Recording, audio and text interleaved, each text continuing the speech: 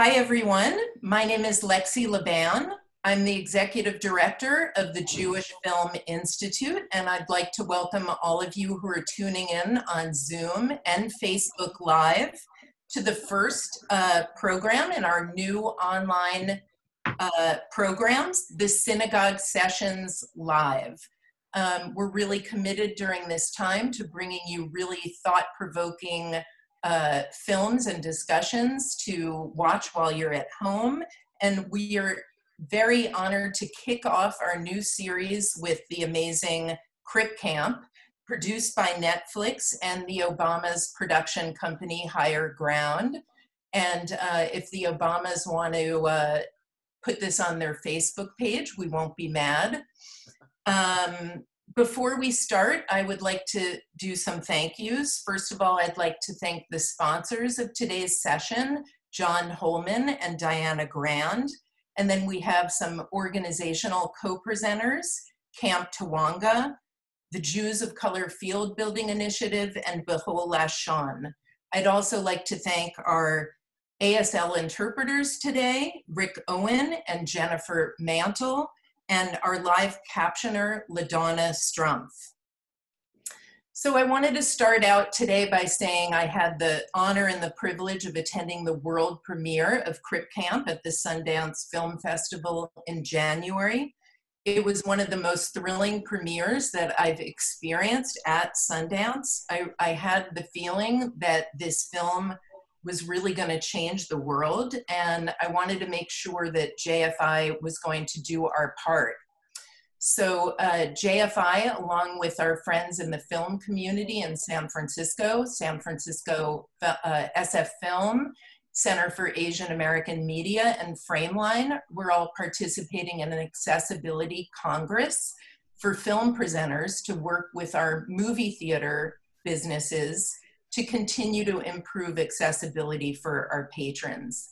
And JFI plans to continue to provide captioning and ASL interpretation in all of our synagogue sessions going forward, and to work with filmmakers in our completion funding program and our filmmaker residency to make sure that their production workflows include captioning and audio descriptions, as well as the budgets for their post-production budgets. We have a long way to go, but it's our hope that all of you tuning in today will be inspired to take stock of where you all are, and as a result of seeing this extraordinary film, take some actions going forward. I'd like to welcome our panelists for today, the co-directors of CRIP Camp, Jim LeBrecht and Nicole Newnham. Jim is a film and theater sound designer and author. He is the founder of Berkeley Sound Artists, a well-known production house here in the East Bay. His film credits include Minding the Gap, Unrest, The Island President, and Audrey and Daisy, which we actually showed at the San Francisco Jewish Film Festival in 2016. He's also a disability rights activist and serves on the board of the Disability Rights Education and Defense Fund. His partner, Nicole Newnham, is an Emmy Award-winning producer, director, and writer. She co-directed The Revolutionary Optimists and The Rape of Europa, which was shortlisted for an Academy Award. And her films have been featured at Sundance and the World Economic Forum. And then we are really honored to have with us today one of the subjects of CRIP Camp, Judy Heumann. Judy is a civil rights leader and one of the most influential disability rights activists in US history. You can read more about her life in her recently published memoir, Being Human. Being Human, an unrepentant memoir of a disability rights activist. I read the book this weekend and couldn't put it down. She served in the Clinton and Obama's administrations, at the World Bank, and in the State Department, promoting disability justice, and has lived most of her life in the Bay Area as the leader of the independent living movement. She's joining us today from Washington, D.C. And finally, we have Maya Herbsman, a former camper and counselor at Camp Tawanga, a Jewish summer camp based here in the Bay Area. Maya is the Associate Director and an Education Coordinator of the Cutting Ball Theater and an Intimacy Director who works with performers at Berkeley Rep and the American Conservatory Theater. Okay, everybody, let's dig in. So I want to start with you, Jim. Jim, you've worked for decades as a sound designer. You've helped to bring so many wonderful filmmakers' visions to the screen. Can you talk about your transition to becoming a director and how and why you decided to make CRIP Camp? Well, I've been working primarily with documentary filmmakers as a sound designer and mixer. So for well over 20 years, and I learned to really understand the incredible power and beauty of documentary filmmaking. But I wasn't seeing films that I thought that really did much in regards to showing the real lives of people with disabilities. And so I've, like you mentioned, I've worked with Nicole for years. I've done the sound mix on 3 of feature-length documentaries, and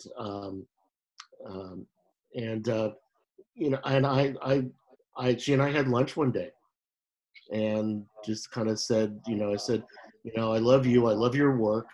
There's all these different films around disability that I'd like to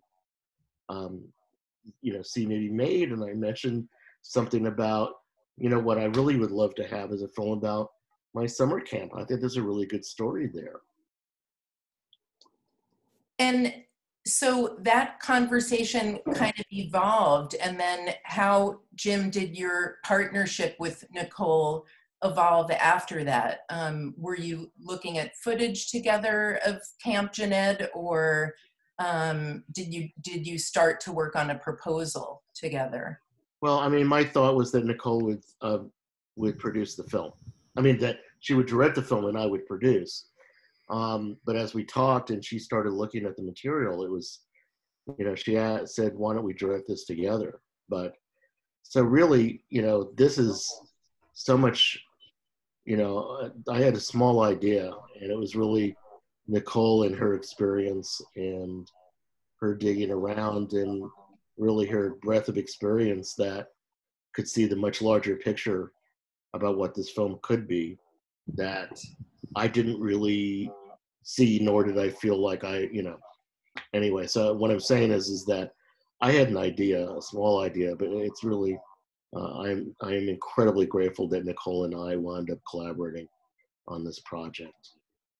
Yeah, I mean, this film is so much about collaboration and collective action, and how many people it takes to actually tell a story, whether in the political space or the film space. So, Nicole, I'm kind of interested to hear from you.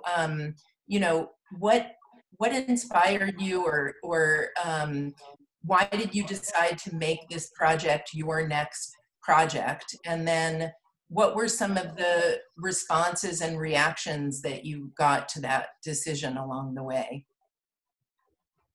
Yeah, well, I'd had a great time working with Jim, and so I could imagine a creative collaboration between the two of us that could be really joyous and fun. And Jim's first description of Camp Jened was filled with so much kind of joy and the spirit of sort of the 70s and revolution and all these things that that really speak to me. The kind of formation of community and how that leads to social change is something that I had explored in my previous film, The Revolutionary Optimist, which was about young kids in India self-organizing in slum communities to improve public health. So there were themes that were resonant to me, but also just Jim sent me a Facebook page that had all these pictures of people from Jened had over the years, collated, and I could just feel the energy and the joy, and I saw something in those pictures that wasn't in my own personal frame of reference around people with disabilities.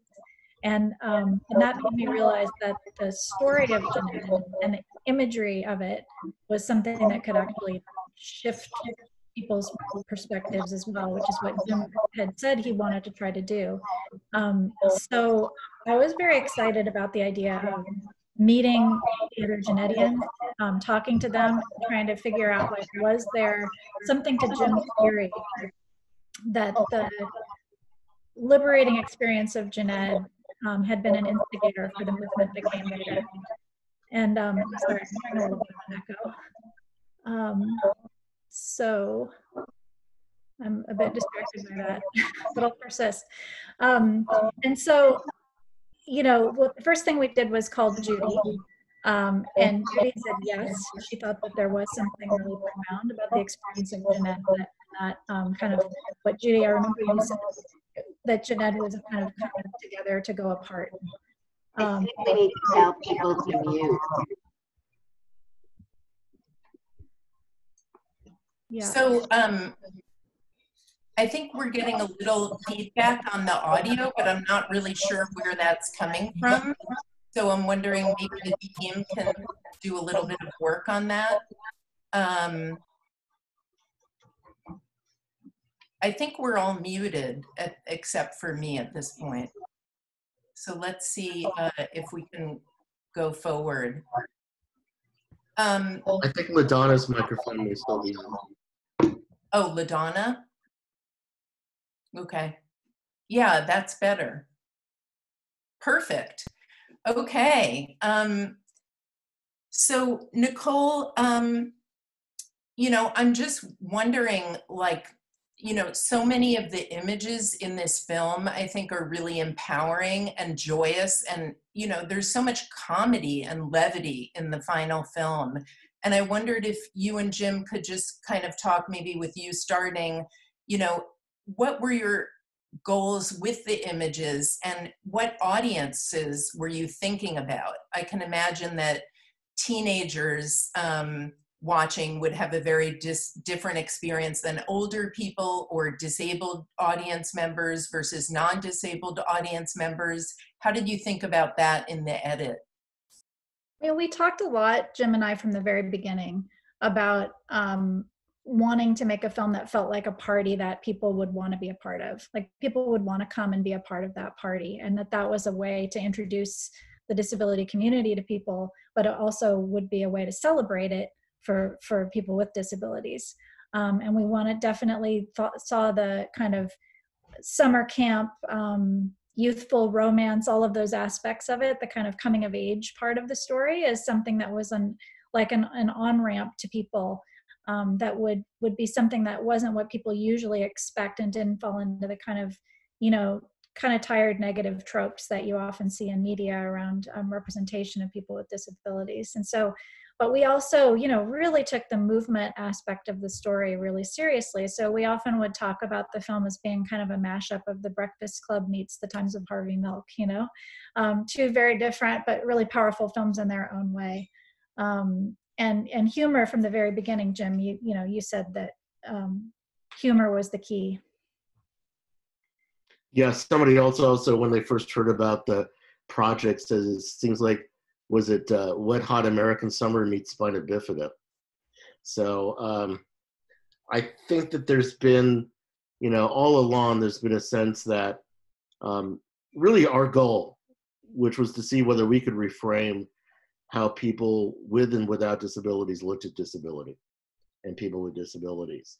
And certainly humor is something, and a joyous atmosphere is something that people may not initially, when you think of disability, say, well, this is going to be a laugh riot, and boy, I can't wait for this.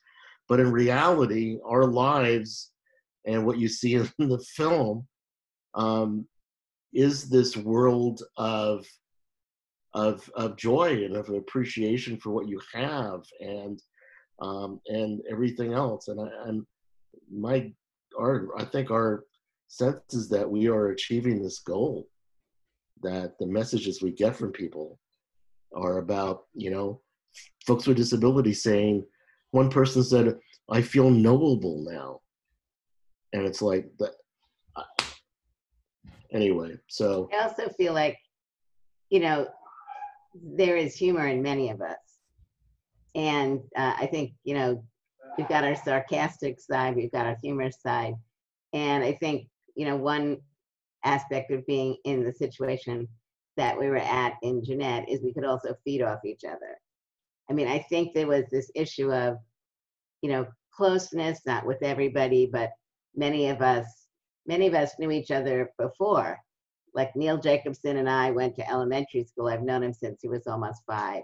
And Stevie Hoffman and Nancy Rosenblum and Michael Ward and other people. And so for me, I don't see myself as funny, but people always tell me that I'm funny. Really. And I think same is true like with Jimmy. I mean, Jimmy's funny. And I think many of us are from New York, you know, and we have funny parts about us. So I think what's interesting, as Jimmy was saying, is we were just being ourselves. And so I think the collective of our being ourselves came out, and that maybe individually when we're in bigger crowds, that humor doesn't come across because it's one person or another person or another person. And I think the disability humor also is what comes out in the film.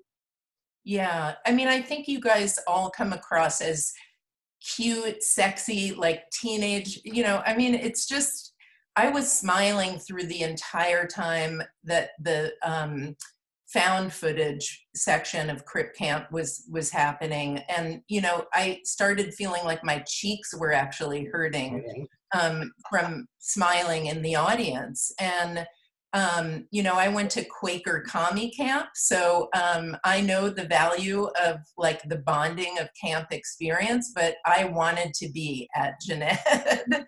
It was amazing. And the fact that you guys were there, you know, right after Woodstock and during the period of time that you were there, I think really comes across, you know, the liberating aspect of that time. And Judy, I wanted to ask you, you know, you've had so many experiences in your life. In your book, you've traveled the world and you've had so many experiences. What was it like being part of this film experience? You know, signing on to this film project, and you know, what was your involvement during the course of the filmmaking, and also what were your impressions when you were sitting there watching it in this live audience at the world premiere? Many things. So let me first say something on what you said about sexy. I think one of the important parts about this film, and any gatherings where there are lots of disabled people of similar age cohorts, you know, when Jimmy comes down the ramp, I always say, the first thing I say is, oh my God, this guy is so sexy. And I know that, you know, all the other people at camp do the same thing. Well, not just at camp, other places. But I think what's important, you know, I remember being I went to camp for a number of years before I became a counselor, and the clothes that we wore and how we put our makeup on was very different than when we were back in the city, because, you know, for right or for wrong, you know, we felt like we wanted to look good. We wanted to look sharp for the people that we were interested in. So that was a different environment. I think that's very important. My involvement with the film, as you know, Jimmy and Nicole mentioned earlier, they called me early on, and I did filming with them, I think 4 or 5 times, and we spoke on a pretty regular basis. And I loved the film because I very much feel like it really does not just represent Camp Jeanette. So when I'm talking to other disabled people who went to other camps, you know, there's similar experiences, different experiences, but similar experiences that people have had. And I think it's that ability to spend time together, to begin to trust each other.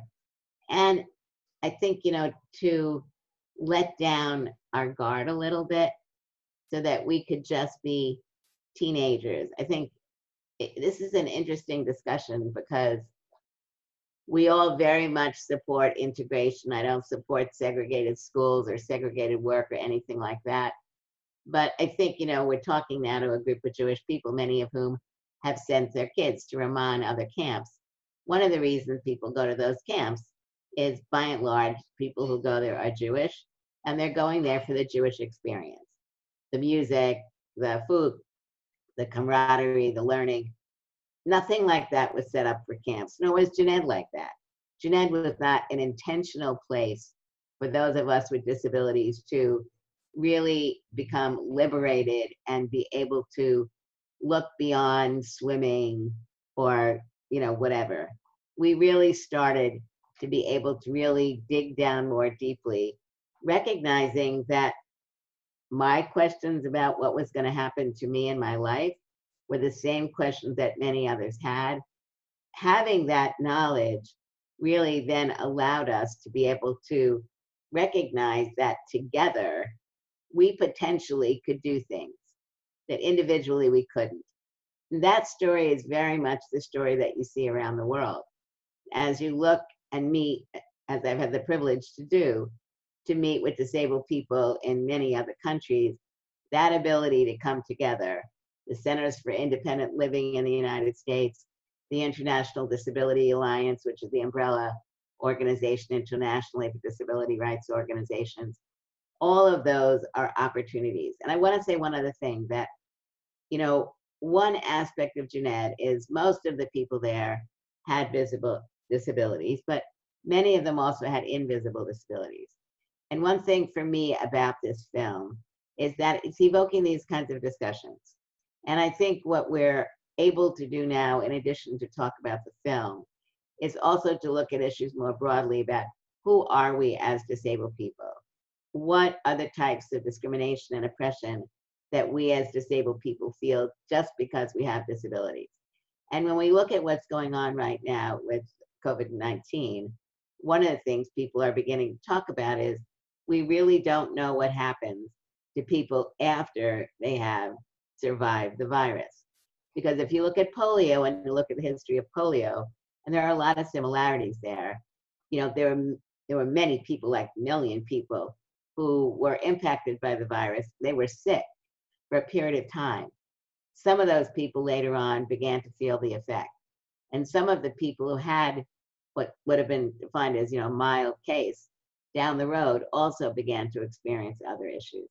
And we're seeing that with COVID also, people having strokes, etc. So I hope that this film and others really can allow people to look more broadly at who the population of disabled people are, visible and invisible. And most importantly, as Jews, I feel we need to have a deeper, more serious discussion about the biases that exist in the Jewish community against people with disabilities. People may not agree with my using the word against, but the reality is, I feel, and many Jews with disabilities feel this, that the doors are not equally open.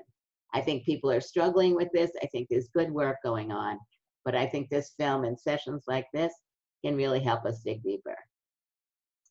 Thank you. Yeah, I mean, there's so much in what you just said, and I really want to get into a discussion a little bit later in our time about the Jewish communities that we are all in, and kind of dig deeper into that question.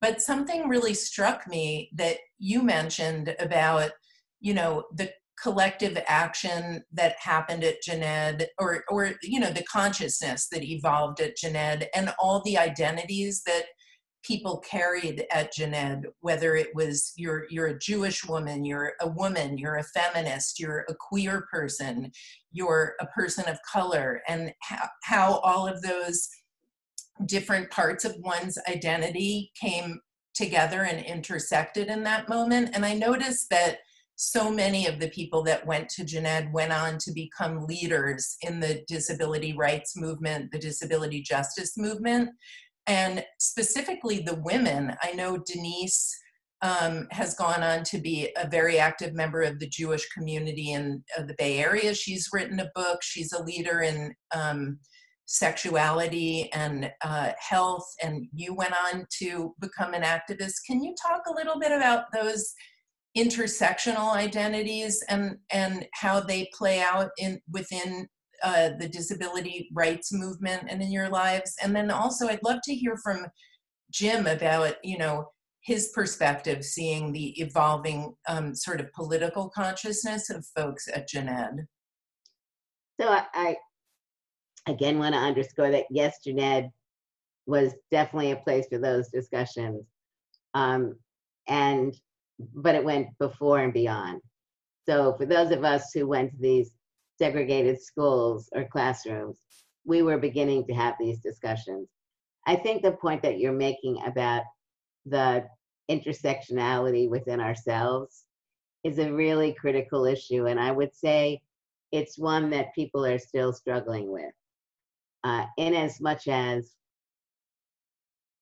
disabled people, more and more of us are finding communities with other disabled people.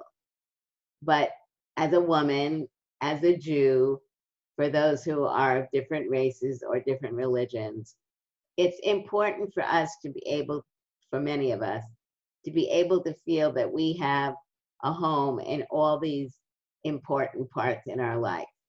And I think for me, I still very much feel like if I look at the women's community, we still, as disabled women, are really trying to get into the women's community. Things like the Me Too movement, which in the beginning didn't mention disability. And then some disabled women reached out to them and then, oops, sorry. But it's not instinctive. And I think ultimately what many of us are really wanting is the day when we can bring our whole selves to the table. Now, the issue of bringing one's whole self is not just a disability issue. It's an issue in the United States and the world, and I think that's really what the disability rights movement is about. And I think there's, the campaign that CRIP Camp is using to get the message out about the film has really focused on the issue of disability, racial diversity, sexual orientation, etc. So it's making sure that the people who are speaking are more broadly representative of those of us in the United States. That, I think, can enable us not only to learn how we need to be more knowledgeable and respectful of the diversity of people within our community, visible, invisible, race, gender, blah, blah, blah. But it's also an example for other communities to look at what we're doing and to learn from other communities like the gay community, which really has been addressing some of these issues for many years now.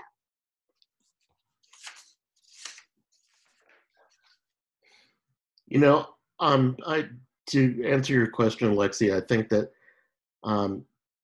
for me, meeting Judy at Camp Jened when I was 15 was what lit something up inside me.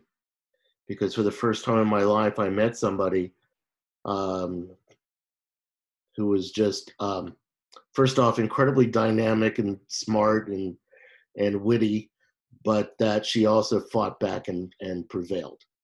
That her suing for a teaching position in New York against reasons that were really just so discriminatory, and was able to, like I mentioned, succeed, told me as a 15-year-old that we could actually fight back. Whereas, you always think that, well, this is your lot in life. That's what people tell you. They don't value you. You're kind of disposable. And all of a sudden it's like, no, that's actually not the case. But I also think for Jimmy and me, we always have a little back and forth. We're always teasing each other, as are others. And I think that's really important. We're serious, political, da-da-da. But at the end of the day, we're enjoying the work that we're doing, even though in many ways it can be painful. But I think the ability to come together and create, have our creative sides, like the film. I mean, for me, the way I would say how Jimmy got involved with this, and obviously I'm not him, but I would say that one of the reasons he got involved with this is because he realized everything he'd been doing was in the non-disabled world. And all of a sudden, I think he had enough confidence in himself that he would be able to break out and do something professionally that was focusing on disability, and that he was stable enough within himself and within his profession that he could do that. And then linking up with Nicole, I think, you know, Nicole's got this great story. She asked someone, she said, well, someone had asked her to be involved with this film, and what do they think? And they said, oh, no, you wouldn't want to get involved with that film. It won't advance your career.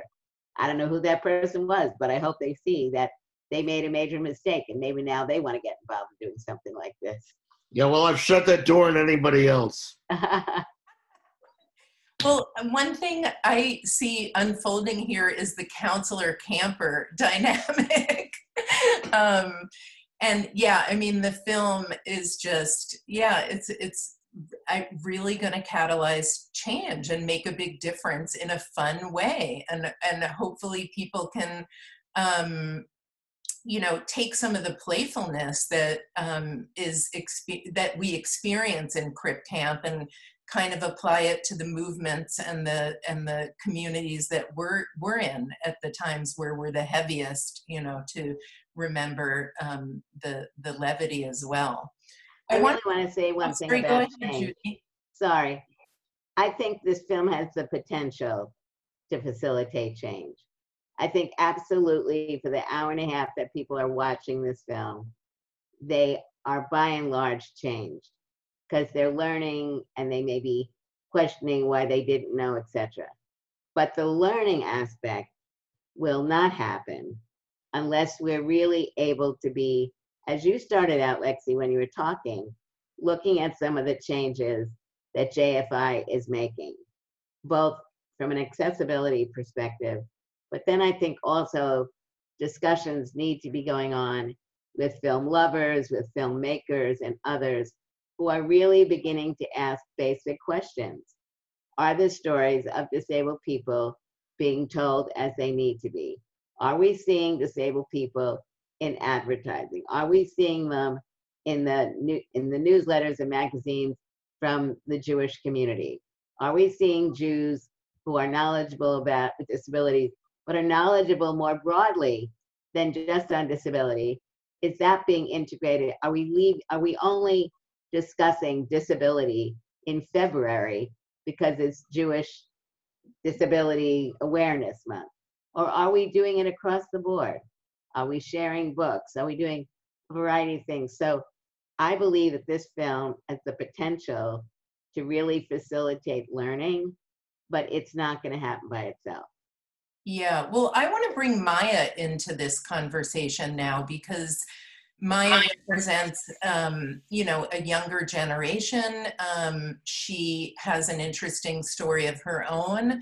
And I want to delve a little bit into what you raised, Judy, about Jewish communities, both the Jewish communities you experienced in your childhood and in your life, and your family of origin, as well as some of the things that are happening now. And so, Maya, thank you so much for joining us. I'm curious about what struck you in the film and what's sort of resonating with you in the conversation. And maybe you could just start out by telling us a little bit about Tawanga and your story, and then, you know, talk a little bit about how the film impacts you. Yeah, absolutely. So I was a camper at Camp Tawanga for, I believe, 8 summers. And I was a counselor in training, and I went on the service trip to Israel. And then I worked on staff for 2 summers as a counselor. And I actually developed Crohn's disease, which is my disability. I have severe Crohn's disease. And I developed that. Actually, I started showing symptoms the summer that I was a counselor in training. And have obviously continued to have it throughout my life and the rest of the time that I spent at Tawanga. And so I sort of had the experience of being at camp both as an able-bodied and healthy and well person, as well as being a sick and disabled person. And so that's a little bit of my background. In terms of what resonated for me in the film, I was watching it again last night to sort of prepare myself for today. And what really struck me is that I think so many different elements have resonated more for me in different times of my life. And there are elements that would have felt so impactful to me a few years ago. And there are elements that feel so impactful to me now that I wouldn't have known what to do with a few years ago. In terms of what's feeling really good to me right now, I really related to Jimmy's experience of feeling like I had to overcome my disability, and that I sort of had to be bigger and better, and that I was going to be able to do what any able-bodied person could do, and I was not going to let it stop me. That was always my thing for my first however many years of having an illness, was that I wasn't going to let it stop me. And in the past couple years, I've come to a place in my life where, as Jimmy talks about, I've realized that that is shutting off a part of me. And that without that part of myself, I can't be my whole self, and I can't bring my whole self into rooms. And so that is one of the things that really stuck out to me last night, particularly, was thinking about my own journey with a disability, especially as someone with, as Judy mentioned, an invisible disability, which certainly impacts the way I carry myself in the world. I was thinking about how much I think Camp Tawonga prepared me for having an illness in some ways. Camp Tawonga is a camp that cares very, very deeply about instilling self-esteem and positive self-image. It's at the core of their mission. It's at the core of what they teach staff. It's at the core of every program. And I think that in a lot of ways, getting to have the experience, really, I so related to the footage at Jeanette of the kind of conversations you could have at camp that you couldn't have other places. The way you could sort of be your full self in a way that maybe I couldn't at school or during the year. And I really credit a lot I really credit Tawonga with the positive self-image and self-esteem that it gave me, such that when I developed a severe autoimmune disease as a teenager, I was able to handle it. And it didn't totally fracture my sense of identity. I was able to sort of incorporate it slowly into who I am and was. Yeah. Thanks, Maya. So let's follow up with inclusion, exclusion within Jewish communities. And I thought maybe, Judy, if you could talk a little bit about, first of all, in your book, you talk about how amazing your parents were and how they dealt with your polio and your life following that, and their Jewish background and how it informs you. And then what were some of your early experiences within Jewish communities? And then I know this is a big question, but how does that sort of compare now? Yeah, and I'd love, Maya, if you could also jump in on this. So I'll start today, and I'll work backwards. So today I'm at a synagogue at Israel. It's a conservative synagogue in my neighborhood.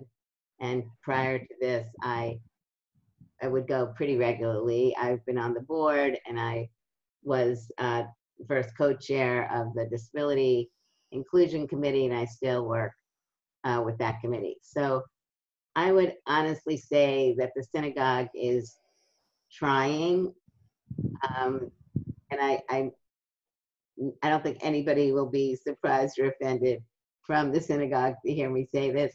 They're trying and they're learning, but that's why I was saying earlier about learning. We have a rabbi who does consulting work with the synagogue, who is the first blind rabbi to have been ordained.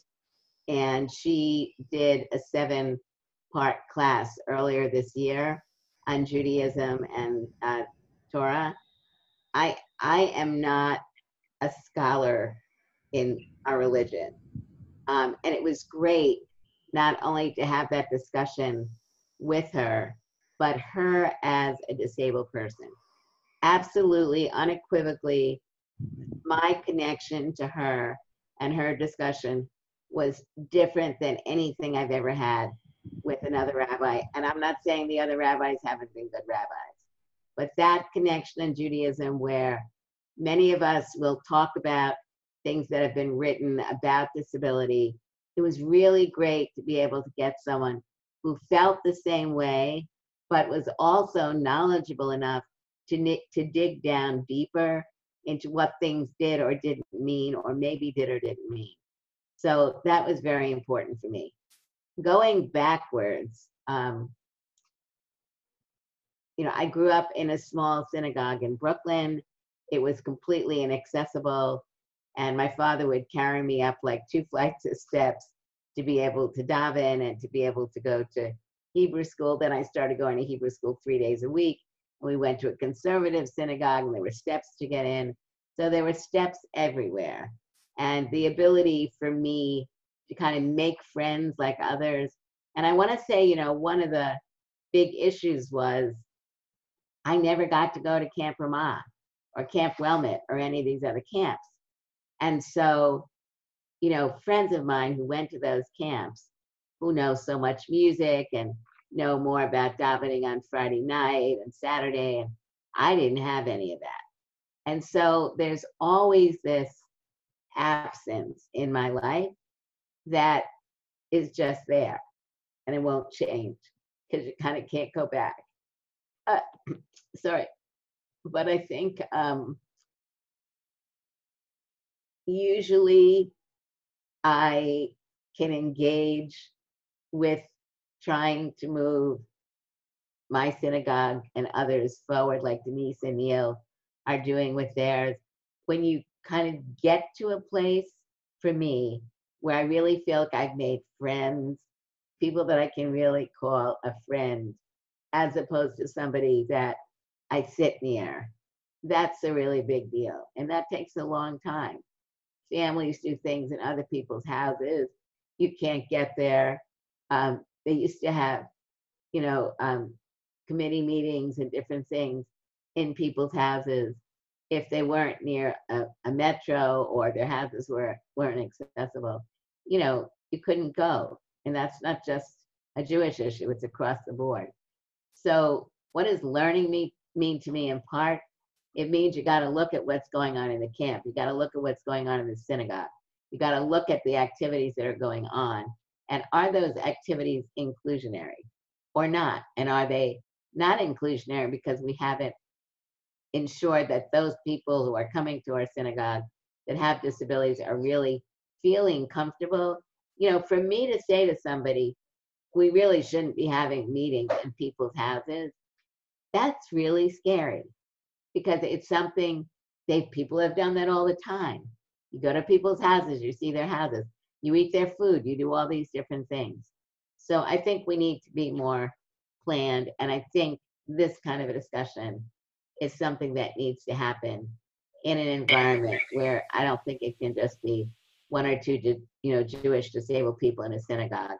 It's got to be something where people feel safe and comfortable, albeit like a Camp Tawanga or a Camp Jened, or whatever. What are your experiences, Maya? Yeah, I think what resonates so much with me about what you just said is the fear and the worry. Obviously my access needs are really different than yours. They're different. But, I at some point had to stop fasting on Yom Kippur, right? Because that was just never going to work for my body. There's the fear of if I'm in a synagogue and I have to run to the bathroom during someone's like bar mitzvah Right. portion, is everybody gonna turn and be like, who on earth is this woman being so disrespectful? So I think it's, from my family, I have experienced nothing but wonderful love and support and ways to make holidays inclusive for me, making sure there's food I can eat, and so on. Camp Tawonga certainly was a really positive Jewish space for me, because it let me sort of tap into the parts that felt good to me and stay away from the parts that weren't going to work for me. But I think I would say that, synagogue is not a place I've frequented in my adult life. I also grew up going to conservative synagogue and Hebrew school and the whole deal. And I've never had a really good reason why. I've just always sort of felt a bit of a distance from the more organized form of religion in my adult life. And I do think, if I had to make a guess as to why, that I would say that it's that fear, it's that worry of sort of being out of place. And I have the privilege of having an invisible disability, meaning that I can pass as able-bodied if I so choose. And while that affords me a lot of privileges, it also means that people will not necessarily understand. Well, they don't get to know you. Right. And so if they just see me walking out at an incredibly inappropriate time, the assumption is that I'm being rude, not that I'm racing to the bathroom. Yeah, and my parents played, as Lexi was saying, they played a very important role in my life. Their parents, my mother came over when she was 12, my father 14. They met after the war, they lost their parents and other relatives. So, their life was moving forward, but Judaism was always an important part of their life, especially because of what had happened to them. So, what role did your parents play as you transitioned? Yeah, I mean, my dad's actually a doctor, so that's Mine was a butcher. There you go. So it certainly came in handy when I got sick. But I think my parents have been my biggest support system my whole life. I've been really lucky, and especially once I got sick. I mean, I spent the better part of a year, having a deathly infection called C. diff. And I was trying to complete my junior year of college at the time and trying to work at Camp Tawonga at the time. A lot of things that in retrospect were overly ambitious, but my parents were there every step of the way. And my mom came out to the East Coast where I was in college for 6 weeks to be with me, so that I could live my life and so that I could feed myself. And I so related to the discussion of parents in the movie, because, it's this incredible gift to have parents who have been as supportive and present as mine. And, it's hard to have parents who worry about you all the time.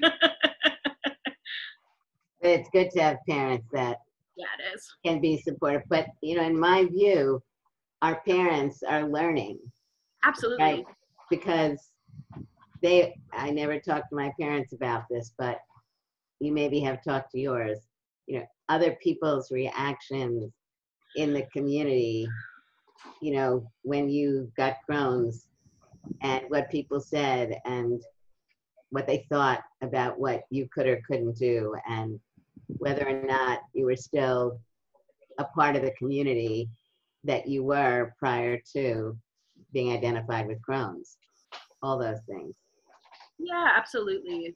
Lexi, I'm sorry, you look like you were about to jump in. Well, I was just going to say, I mean, I think, Jewish communities are very diverse. And I think, like, Maya and I had some discussions with Tawonga before coming on today. And I think that, I'm not sure about the East Coast, but it seems like the camps on the West Coast, Tawonga and Camp Newman, they're all building new facilities, some in response to the fire dangers that have been experienced in California, and they're taking into account accessibility They and have to, it's the law. yeah, but That's- also building it into a framework, I think, about inclusion and intersectionality. I know Tawanga's hired inclusion counselors and a full-time staff member to deal with, you know, special needs. I think, what was it, Maya, 10% of the campers, I think, have some disclosed disabilities. So I mean, there's definitely a long way to go, but I'm getting the feeling that this discussion is happening in a deeper way, at least in some of the camp environments on the West Coast, just anecdotally. Well, But I think it's happening on the East. I just want to say, Lexi, that I'm respectful of what they're trying to do, but I have to be really honest that you have to have an inclusion counselor. That's like saying if you go to a camp with Jews and non-Jews, you'd have an inclusion counselor to help people learn how to be together of different religions. So that in and of itself says something about, in a Jewish camp, why do we need an inclusion counselor? I'm not telling them not to do it, but I'm really just saying that some of those issues, I think, it's because it's not happening the way it should. So they're trying to get people to facilitate that happening, which I'm respectful of, but I think it still speaks to an area that we have not yet overcome.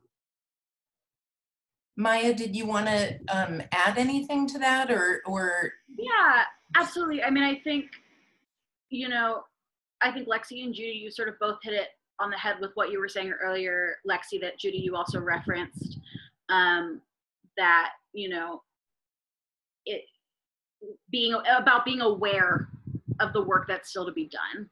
And I think, you know, when I worked at camp and you know, the inclusion counselors and in EDI committees, I know those have been implemented since I left. But when I was there, you know, being a sick staff member, I had things like access to a therapist and being able to take extra time off. And those kinds of things were really, really helpful for me. And I was so grateful to have them. And I think Tawanga is also very aware of the ways in which we're not there yet, right? And like Judy, we were talking on our planning call a week ago, and you were saying that you would not be able to attend this camp. And you're right. It is not a place that is easily accessed by someone in a wheelchair. And there are also these other awesome things they're doing too, right? And they've been, you know, so at the forefront of gender inclusion and other such things. And so I think my sense from Tawanga is that it's very much a like, we're not there yet, and we want to learn how to do it. And I think that's what you're talking about, Judy, too, of this learning. So I want to open up to our audience, our viewers on Facebook and Zoom. I think there's some questions coming in, and I want to make sure that people get their questions answered. So a big one that's coming through is just, how can people you know, show the film in their communities, in their synagogues and camps, and, you know, what is the outreach plan for the film? So Nicole, I don't know can you take that one? Yeah, I encourage anyone who wants to show the film to go to our website, cripcamp.com. And there's sort of a pull down menu on the website. You can indicate what kind of screening you're interested in and then be in dialogue with our team around that. But basically what we're finding, especially right now, our plan had been that people would use the Netflix educational license, which enables a school to kind of download, or anyone who wants to show the film to a group to download or stream the film, you know, to a group using a pretty wide open and accessible license. But because people are self-isolating, there's we're kind of working more with sort of a book club format where people will go to Netflix and watch the film and then come and talk about it like we are here. And we have discussion guides, we have an educational curriculum coming out, and there's an incredible webinar series that just got announced, or actually that registration just opened for yesterday, called CRIP Camp 2020, which is like a virtual training series for advocates and activists. It's going to be taught by over 25 kind of cutting edge leaders from the disability community every Sunday throughout the entire summer. And other activities that are yet to be announced. And so if you engage with us through the website, you can be in dialogue with us around all those activities. But one of our big goals is exactly that, to open up these kinds of discussions and this information to people who maybe, the film can be an on-ramp for them, to identify as having a disability or become part of the disability community, and also for allies, to learn. So, yeah.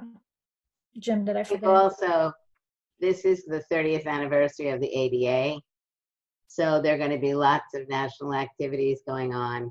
And I think, since many of the camps are not going to be open, but if they're going to be doing virtual activities, I think not only seeing this film, but other films, looking at books. My book, obviously, I would love that, but there are other books that have been written by disabled individuals that also could be a part of the learning experience. And I think the 30th anniversary is a really opportune time for synagogues and others, although I know programming is late and things are so different. But I would say really looking at the ADA, looking at what's going on within the communities, about what communities are going to be doing in celebration of the ADA. And I think many organizations are also going to be looking at not only where we've been, the successes we've had, but where we need to go. And I think there's also a big movement that's going around in relationship to elections and voting. And I think that's something that also we need to be looking out a lot as Jews. Who are the candidates? What are things that are particularly important? And looking at issues around disability and policy, and engaging in querying more what positions candidates have for moving forward on things like national health and food and anti-discrimination. So it's, I think, a real learning opportunity, and CRIP Camp is a vehicle to learn more and have discussions as a result of the film because of the materials that Nicole's been talking about. There's another question coming in, and I want to be very cognizant of what's happening in our world right now with the coronavirus. People are asking what actions are really immediately important to take in this moment of issues that are affecting the disabled communities because of COVID. I mean, I personally feel that we have to look at this in a multiplicity of ways.